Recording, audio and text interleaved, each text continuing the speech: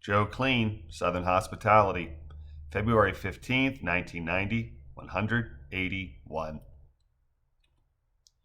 The Kleens, spent from their hike up and down St. Kitts' highest peak, Mount Liamwiga, sat primarily in silence and gazed out the window as the Hyatt minibus entered the heavily populated northwestern section of the ring road, traveled slowly through the villages that lined it, turned left, and zigzagged upward and along the narrow and climbing inland side streets, stopped at Brimstone Hill Forest National Park the requisite 2 minutes, zigzagged back to the ring road, and continued in its anti-clockwise journey to the Wingfield Estate sugar plantation.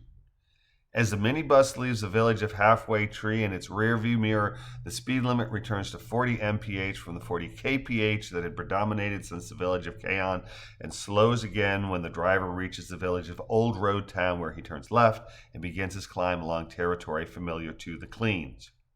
Well, this looks familiar, Justin says, as the bus ascends the same pavement that Doc had taken them up for their treetop tours adventure, and then turning right rather than continuing to climb up the potholed pebbles to Sarah Ballantyne's domain among the trees.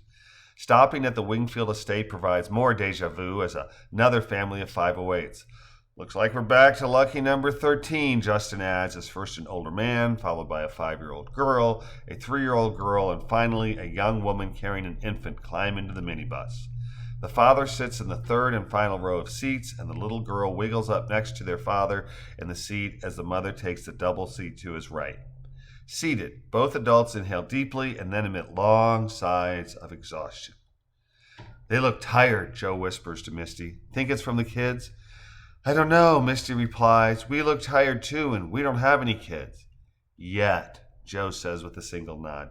"Yet," Misty affirms, taking his hand in hers and kissing it before placing both her and Joe's hand in his lap and letting her head fall to his shoulder, her chestnut hair cascading over him in a manner that both literally and figuratively tickles her husband.